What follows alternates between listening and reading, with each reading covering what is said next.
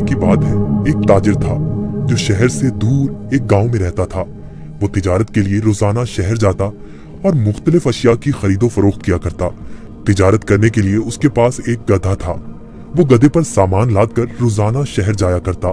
ताजिर अपने गधे की बहुत अच्छे तरीके से देखभाल करता, उसकी खुराक का बहुत ख्याल रखता, उसे वक्त पर चारा डालता और पानी पिलाता, क्योंकि ताजिर को पता था कि उसकी तिजारत के लिए इस गधे की बहुत जरूरत है।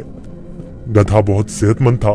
ताजिर बहुत सारा सामान एक साथ गधे पर लाद कर फरोख्त के लिए शहर ले जाता, लेकिन उसका गधा बहुत कामचोर और आलसी था। उसको भागना दौड़ना खाना पीना बहुत पसंद था। आज फिर शहर जाना पड़ेगा। मुझे हमेशा छुट्टियां क्यों नहीं हो जाती? मुझे छुट्टियां बहुत पसंद हैं। मेरे मालिक को तो हमेशा काम की ही पड़ी रहती है, पर मुझे फारिग रहना बहुत पसंद है। मेहनत करना तो बिल्कुल भी मुझे अच्छा नहीं लगता। ताजिर अपने गधे पर सारा सामान लाद कर शहर ले जाता और ताजिर को शहर जाने के लिए एक नदी को पार करना पड़ता था। शहर जाकर वो सारा सामान बेच देता। ताजिर को हर रोज बाजार की मांग के मुताबिक अशिया की तिजारत करनी पड़ती थी। कभी कपास तो कभी नमक, कभी सब्जियां तो कभी फल। ताजिर को पता लगा कि बाजार में नमक की मांग बहुत बढ़ गई है। ठीक है, मैं बहुत जल्दी नमक लेकर आ जाऊंगा। उसने अपने गधे पर 4 बोरियां नमक की लादी, पर उसको मालूम हो गया कि 4 बोरियों का वजन काफी ज्यादा है। ओहो, मेरा गधा इतना वजन नहीं उठा सकता। इसका वजन थोड़ा कम करना पड़ेगा, यही ठीक रहेगा। उसने गधे की पीठ से एक बोरी उतार दी, फिर भी गधा आगे जाने के लिए तैयार नहीं था। ताजिर को अपने गधे का तो बहुत ख्याल था, पर उसको अपने गधे का पता था कि वो बहुत कामचोर और आलसी है।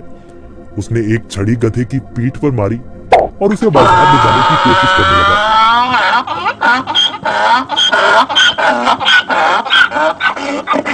चलो, अब मुझे पता है तुम बहुत आलसी हो। तुम्हें शहर जाना बहुत जरूरी है, क्योंकि बाजार में इस वक्त नमक की बहुत मांग है।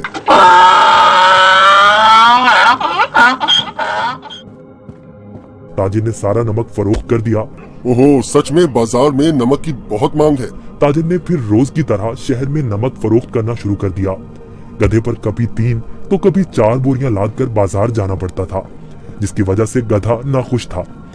पर वापसी पर गधा बिल्कुल खाली आता और बहुत खुश होता। रोज की तरह ताजिर ने फिर से 4 बोरी गधे की पीठ पर लादी और शहर की तरफ निकल पड़ा। जब वो नदी के पास पहुंचा तो उसे पानी ज्यादा नजर आया। हमें बहुत ध्यान से आहिस्ता आहिस्ता चलना होगा, ताकि हम पानी में कहीं गिर न जाएं। जैसे ही उन्होंने आधी नदी पार की, अचानक गधे का पांव एक बड़े पत्थर से लगा और गधा फिसल गया और पानी में बैठ गया। ओहो, तुमने ये क्या किया? बोरियां तो अभी भी मेरी पीठ पर हैं, लेकिन मुझे इतना वजन महसूस नहीं हो रहा। ये एक जादुई नदी है। गधा इस बात से हैरान था कि नदी में फिसलने की वजह से उन बोरियों का सारा नमक नदी में घुल गया था और बोरियों में से नमक खत्म हो चुका था, जिसकी वजह से गधे को वजन महसूस नहीं हो रहा था, क्योंकि बोरियों में नमक बचा ही नहीं था, सब खत्म हो चुका था। ओहो, मेरी सारी मेहनत जाया हो गई। अब मैं शहर जाकर क्या करूंगा? सारा नमक तो बह गया है। शुक्र है खुदा का, मेरा गधा तो सही सलामत है। गधे को कुछ नहीं हुआ। अब शहर जाने का कोई फायदा नहीं। मुझे अब घर जाना चाहिए। वाह, कोई वजन भी नहीं और काम भी नहीं। ये तो कमाल की नदी है। फिर अगले दिन ताजिर ने 4 बोरियां गधे की पीठ पर लाद दी और शहर की तरफ निकल पड़ा।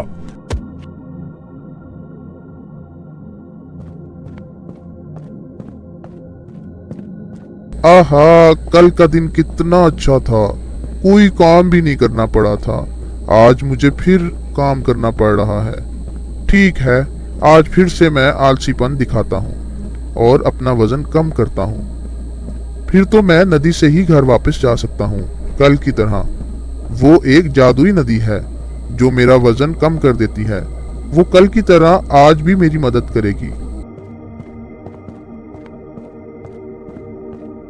ताजिर उस दिन गधे की चालाकी से बिल्कुल बेखबर था। रोज की तरह ताजिर अपने गधे के साथ इस नदी के पास पहुंचा तो गधा ताजिर से पहले ही इस नदी की तरफ जाने लगा। ताजिर ने उसे रोका। रुको रुको। गधा फिर से नदी में फिसल गया जहाँ वो पहली बार फिसला था। ओहो, तुमने क्या किया? काहे गधे, जल्दी से बाहर आओ। लेकिन बहुत देर हो चुकी थी। बोरियों का सारा नमक नदी में घुल गया। गधे को अब कोई वजन महसूस नहीं हो रहा था। वाह, ये हुई ना बात। कोई वजन भी नहीं और काम भी नहीं। ये दोबारा कैसे?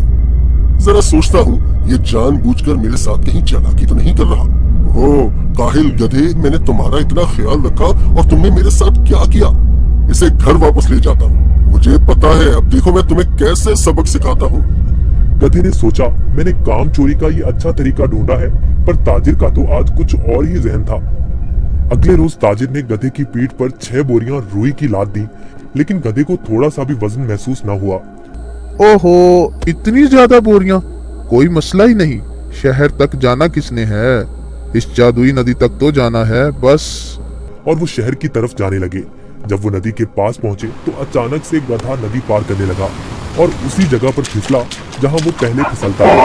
ताजिर बाहर खड़ा होकर ये सब मंजर देख रहा था। ओहो, ये मेरी पीठ पर इतना वजन कहाँ से आ गया?